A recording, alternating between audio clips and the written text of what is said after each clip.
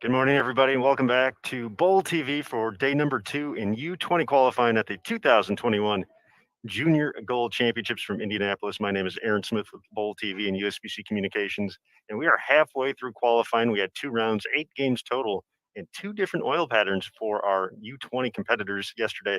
And they are back in the lanes at Expo Bowl and Western Bowl as well, just getting ready for round number 3, their third pattern to attack so far at the 2021 event. As we get underway here, let's bring in the Bowl TV team.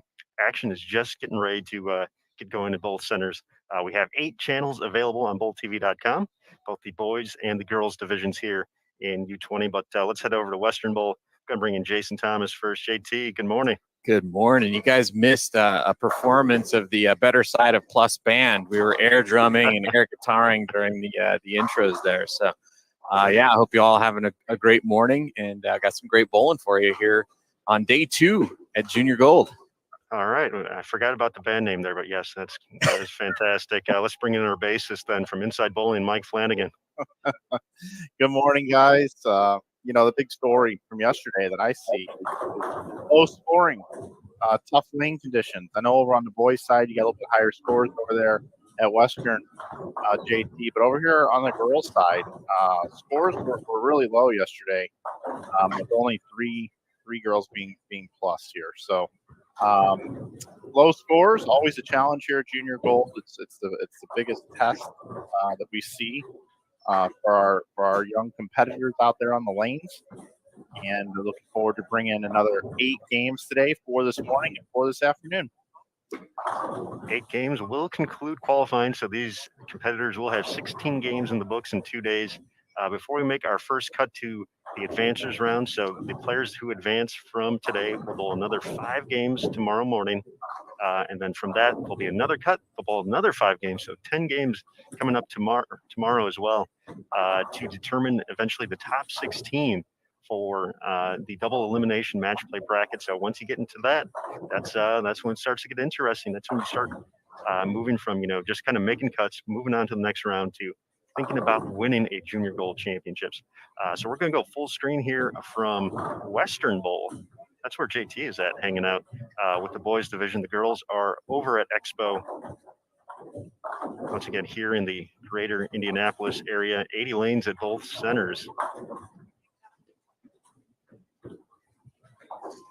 And JT over there at Western, we do have our leader after 8 games from the young men's division, Kayamada from Hawaii, here on our feature pairs to kick things off this morning. Yeah, he had a very consistent day yesterday. Shot 893 for the first 4 games, and then came back and shot 932 the second 4, closing with 234, 258, 247. So he's at plus 225 right now and leads the boys division. Tyrell Ingalls shot a big 1,007 yesterday on the second squad on games at 258, 289, 226, and 234. He's the second at plus 193. And then a couple of guys right around 100 over. Jace Cadell at plus 102, and Cameron Crow, who came by and wasn't very pleased with his performance yesterday, but you have a bad day and you end up 4th. You got to feel pretty good about your chances going into day number 2. One other player that there's obviously several that we've got in front of us here in game number 1, including Grant Keller, Oliver Lawson, and then over on 39 and 40, Carlo Casama and Jared Kirchiga, and then Nicholas Archaki. He actually finished second a couple years back to Solomon Salma in the U15 division, so he's no stranger to making the finals at a Junior Gold event. Folks can visit bowl.com to catch the round 1 recap, courtesy of Gene Koenig, who's writing the day-to-day press releases for us. So shout out to Gene for catching up with a few of the competitors. He talked to Kayamada, 20-year-old, so this will be his final Junior Gold Championships, I believe. And he said in previous years here at Junior Gold, it has not necessarily gone his way. He's never made a cut in his previous appearances. So to get off to a start like this, averaging better than 228 for his first 8 games, obviously puts him in a great position. But Kai said, he's still focused on staying in his game plan. Just wants to continue to execute as best as he can out there. He's going to try not to let the strong start get him going a little too high or a little too low. So he's just going to try and find a way to focus on the shot ahead of him and find a way to continue to be better today. So it'll be fun to see if he can continue it on these next 2 patterns that they will be facing here later today. Over on the girls' side, as Mike had mentioned, Jenna Williams, Florida, and a standout at Mount Mercy University, built herself quite a lead here in the girls' division. 120 pins on the rest of the field. She averaged more than 216 to take the top overall spot. Pretty consistent overall. 879 in the first block, 854 in the second to get the plus 133. Ashley Morrow, also from Florida, is in second place at plus 13, so 120 pins right there. 2019 U17 champion Caroline Beezer is third at even for her 8 games, so averaging 200 right on the nose. And Brianna Madison -3, Morgan Nunn -5, Mabel Cummins -14, Brooke Roberts -23, Caitlin Horisick -60, Jordan Munt -61, and Natalie Heltney at -70, the top 10 on the girls' side. So for Jenna, kind of a similar situation to Kai, where she had mentioned that, she's hasn't necessarily had a big performance yet at Junior Gold, but this is a great way to kick things off. And she's looking forward to hopefully continuing the trend that she's had in 2021, finding some success on the lanes. As we mentioned, on the collegiate side, she was an honorable mention All-American for the NCBCA this year as a sophomore. Yeah, there's a lot of good points you made there, Aaron, and kind of running down the field. One of the things I like about the story of Kai is, every year we come back to Junior Gold and we see, not only, new kids, but we also see the progression of kids that have been here in the past. And, it's amazing sometimes how far some players can come along in a year's time. And you get to see that at Junior Gold. And, with this particular one, we've had 2 years since the last Junior Gold. So, there might be some bowlers that we see that just come out of the woodwork that we weren't expecting, that have made, leaps and bounds of progress in the last time we saw them here at this event. So I think that's definitely what we're seeing with Kai. He's not the same bowler he was the last time he bowled Junior Gold, for sure.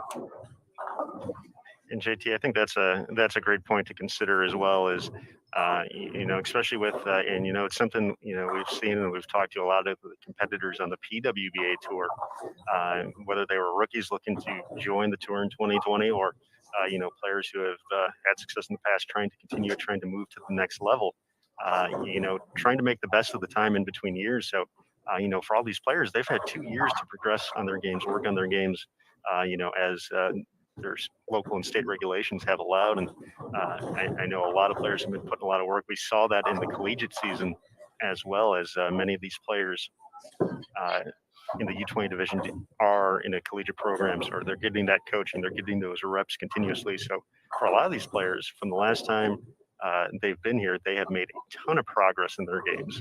And it's certainly showing here across these challenging conditions. Once again, we don't know the oil patterns here, so your guess is as good as ours on pattern length, pattern volume, shape, all that good stuff. So all the competitors had a practice session. They got to practice on all 4 patterns to try and determine, the best course of action to make their selections for their bowling ball equipment form to get down to their 5 bowling balls for the week. So it definitely takes shot making. It takes an ability to read ball motion, understand what your bowling balls are telling you, understand what the pattern, the topography, the lane surface is all showing you, and finding a way to be versatile and consistent over the course of these couple blocks to put yourself in a position to not only continue to advance on, but for the players who are bowling extremely strong, you got to be thinking about potentially a spot on Junior Team USA in 2022 as well.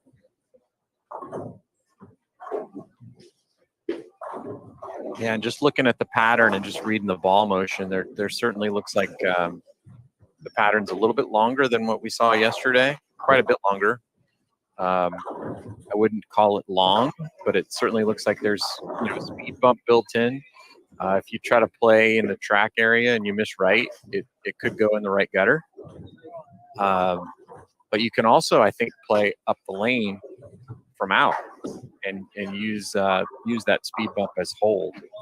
So to me, it looks like it could be similar to the pattern 4 we saw at the U.S. Open a couple months back. We all know what the pros did to that pattern. They pretty much ate it up, but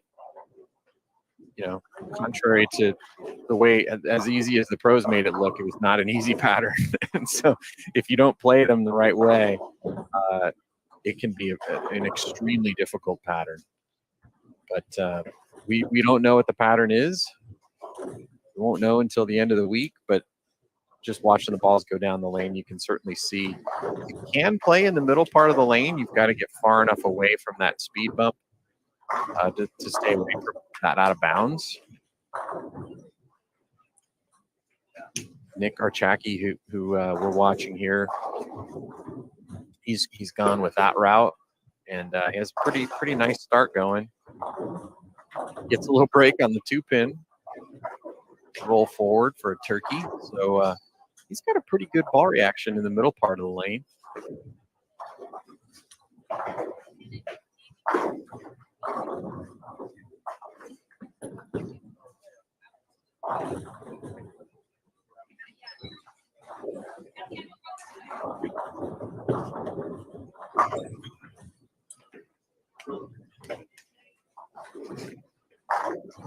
Not seeing nearly as much urethane today, almost none.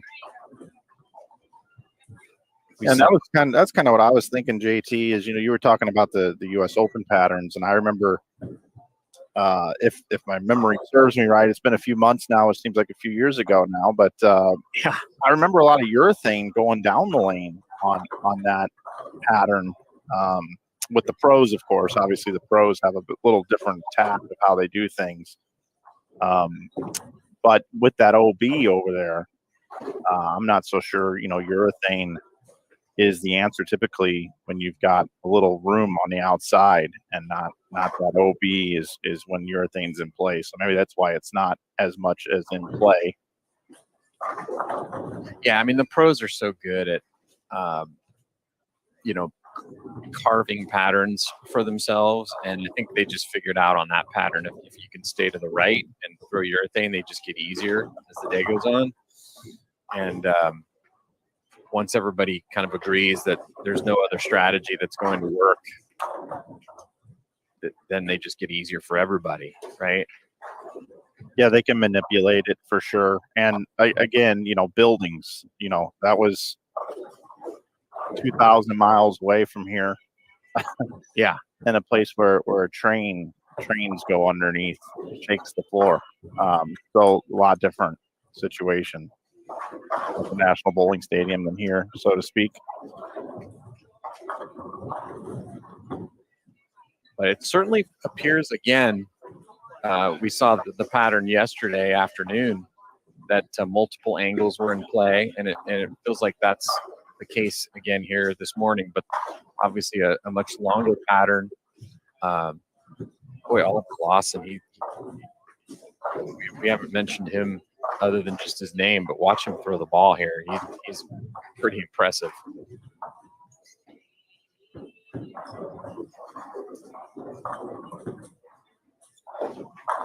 Woo. Yeah. JT, obviously, go you're ahead. on site here. Oliver looks like he's pretty tall. He is a big boy. Yeah, I mean, we used to have a guy that I bowled juniors with in Northern California. His name was Scott Roy. He looked like, looked like a big football player dude, and threw, 500 rev rate, just got every bit of it. Threw a black knight basically wherever we bowled, because that was the only thing that would not, that he could keep on the lane, because he had such a high rev rate. But man, when he would get it going, he was intimidating. And, certainly looks like Oliver's that kind of player. His power is just massive.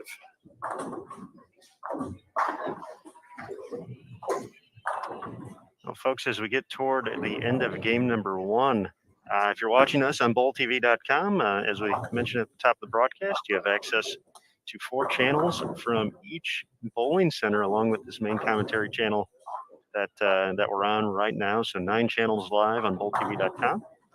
If you're watching us on Facebook or YouTube, we got just a couple minutes left before we will shut down the feed to those social platforms and just have the rest of the block go to bowltv.com. So this is our opportunity to let you know that you can watch wire-to-wire coverage of the 2021 Junior Gold Championships on bowltv.com. That does include not only the qualifying portions, but the advancers rounds, the match play portion, and the all-important stepladder finals at the end of the week as well. You can pick up an event ticket to watch the live coverage for $14.95. That'll cover both weeks, all divisions. We'll have a camera available each day for each division. So we'll be at 4 of the 6 centers being used for the U12 through the U12, U15, and U18. So opportunities for players to cross all the houses where we do have the cameras up. $14.95 to watch the action live throughout the course of the week. If you pick up a monthly recurring subscription, that's $9.95, so a couple bucks cheaper. And that gives you access to the whole site as well. So that's a big thing as well when looking at a monthly or an annual subscription. With the monthly recurring $9.95, not only the live coverage, but access to the archived events, so you can go back and watch your favorite athletes compete here at the Junior Gold Championships. If especially for them, if they miss the opportunity because they're bowling, they can go back, watch their performance here on the lanes, and have access to the entire site. So you can watch all the archived events from the PWBA Tour this season. You're talking about the Masters and the US Open, all that's available as well. And of course, all of our on-demand content as well. So monthly for $9.95, or you can pick up an annual subscription, which will not only cover the rest of the Junior Gold Championships, give you full access to the website. But looking ahead, we still have basically half of the PWBA Tour season to go. We got some great senior events coming up, and thinking about it next year. Well, if you get the annual, you'll already be back in July again. So we'll be ramping up once again for Junior Gold, heading to the Grand Rapids area in 2022. So $79.95 for an annual subscription. Transaction fees do apply for all 3. So depending on whichever way you go. So bowltv.com, create a login, subscribe, watch Junior Gold, and see a future for the sport unfold in front of your eyes, folks. So in addition to the great coverage that you're able to watch, we also have a great Bowl TV community to chat with, interact with throughout the course of events like this. The PWBA Tour has a great following, great fan base each and every week. So a lot of familiar faces in the chat as well. And giveaways. We do giveaways as well. So we'll actually have one coming up a little bit later today toward the end of this block. And that's one of the bonuses of being part of the Bowl TV community. Not only can you watch, not only can you enjoy, you can also win. So be sure to check that out as we wrap up game number 1 here from Western Bowl in just a few minutes.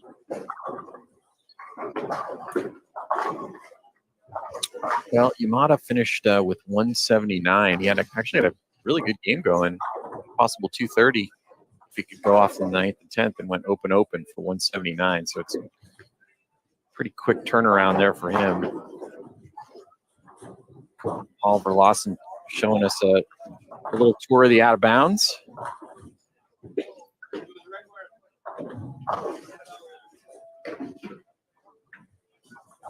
But with a spare, he'll shoot 218, so good start for him.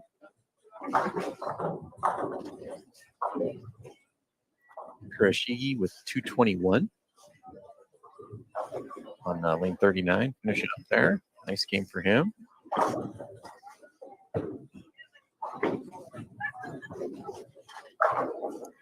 Mentioned Kai Yamada leading the way here. Bolts collegiately for Mount Mercy University. So just looked that up when we were talking about him a little bit earlier. So yeah, that's actually a pretty cool connection as well. Both leaders after day one representing the Mustangs on the lane. So talked to Coach Andy Dirks a little bit earlier yesterday. We actually caught him at the same breakfast place that Mike and I went to in between blocks. So the breakfast was good for everybody, it appears. So good day for the Mustangs on the lanes, leading the way here in both divisions. Pretty awesome stuff. Yeah, we talked just a short while ago about, the amount of progress you can make between junior gold events, and obviously this one 2 years since the last. But yeah, you can certainly make even more progress when you have a great coach like Andy Dirks, who's giving you pointers and developing you through part of his great program.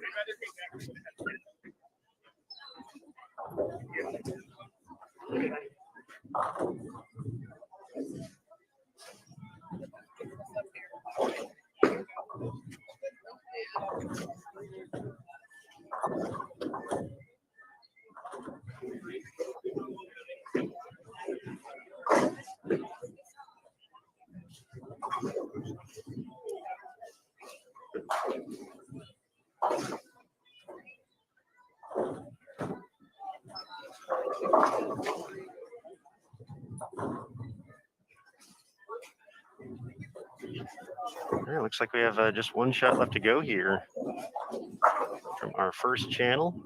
Once again, we are covering 16 lanes at each bowling center right now for qualifying. So a lot of great opportunities for the athletes to pass through the house. So you'll probably catch most folks at least once or twice throughout these couple of rounds. And with that, game one in the books here, round number 3 of qualifying 2021 Junior Gold Championships from Indianapolis.